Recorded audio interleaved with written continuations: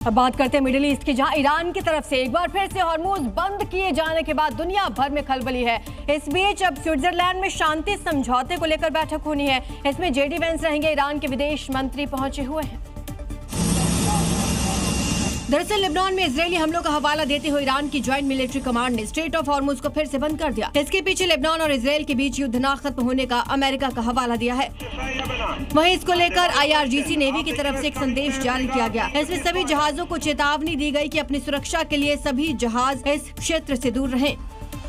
बता दें, बीते दिनों अमेरिका और ईरान के बीच अंतरिम समझौते पर हस्ताक्षर हुआ था, जिसके बाद जहाजों की स्ट्रेट ऑफ हॉर्मुज में आवाजाही शुरू हो गई थी। इस बीच दक्षिणी लेबनान में हुए इजरायल हमलों से कम 16 लोगों की मौत हुई, जिसके बाद ईरान ने धमकी देते हुए हॉर्मुज बंद करने की फिर से चेतावनी जारी कर दी। रूस और यूक्रेन के बीच लंबे समय से जारी युद्ध एक बार फिर से अब तेज हो चुका है। रूस की सेना ने सबसे शक्तिशाली माने जाने वाले लड़ाकू विमानों से यूक्रेन पर अटैक किया। इससे हलचल एक बार फिर से अब तेज हो गई है। इस दौरान यूक्रेन में रूसी सेना की तरफ से किया गया हमला इतना जोरदार था कि धमाकों की आवाज से कई शहर दहल उठे। जानकारी के मुताबिक ये हमला रूसी वायुसेना के Su-34 विमान से किया गया।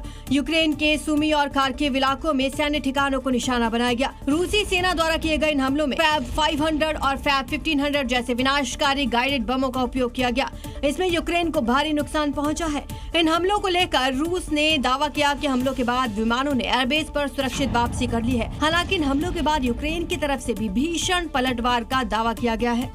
और चलिए तस्वीरें आपको दिखाते हैं न्यूयॉर्क से, जहां पर हादसे की दिल दहला देने वाली तस्वीर आई। एक अम्यूजमेंट पार्क में करीब 50 फीट की ऊंचाई पर झूले के खराब होने से लोगों की सांसें अटक गई। और इस दौरान कई लोग बेबस झूले पर लटकते दिखाई दिए। दरअसल अम्यूजमेंट पार्क में राइड के दौरान झूले में अचानक खराबी आने से लोग काफी ऊंचाई पर हवा में लटके दिखे। इस दौरान अम्यूजमेंट पार्क में अफरा तफरी का माहौल बन गया। झूले पर फंसे लोग दहशत में दिखाई दिए।